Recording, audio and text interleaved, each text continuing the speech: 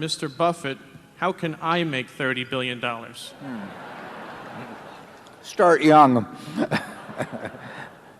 Charlie's always said that the big thing about it is we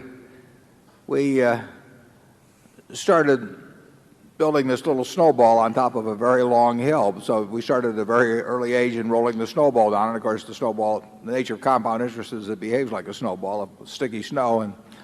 And the trick is to have a very long hill, which means either starting very young or living to be very old. I would do it exactly the same way if I were doing it in the investment world. I mean, if I were getting out of school today and I had $10,000 to invest, I'd start with the A's. I would start going right through companies, and I probably would focus on smaller companies because I would be working with smaller sums, and there's more chance that something is overlooked in that arena.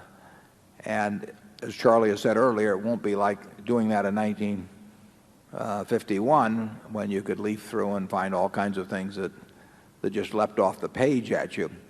But that's the only way to do it. I mean, you have to buy businesses or little pieces of businesses called stocks, and you have to buy them at attractive prices, and you have to buy them you have to buy into good businesses. And that advice will be the same 100 years from now in terms of investing. That's what it's all about.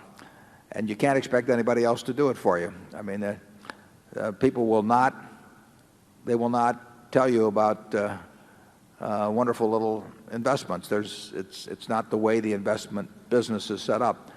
When I first visited Geico in January of 1951, I went back to Columbia, and that rest of that year I subsequently went down to Blythe and Company, and actually to one other firm that was a leading, Geyer and Company, that was a leading analyst in insurance. And I thought I'd discovered this wonderful thing, and I'd see what these great investment houses that specialized in insurance stocks said, and they said I didn't know what I was talking about. It wasn't of any interest to them.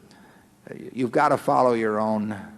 You've got to learn what you know and what you don't know, and within the arena of what you know, you have to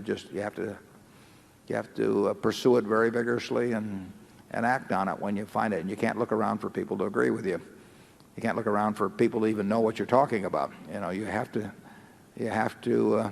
think for yourself. And if you do, you'll find it.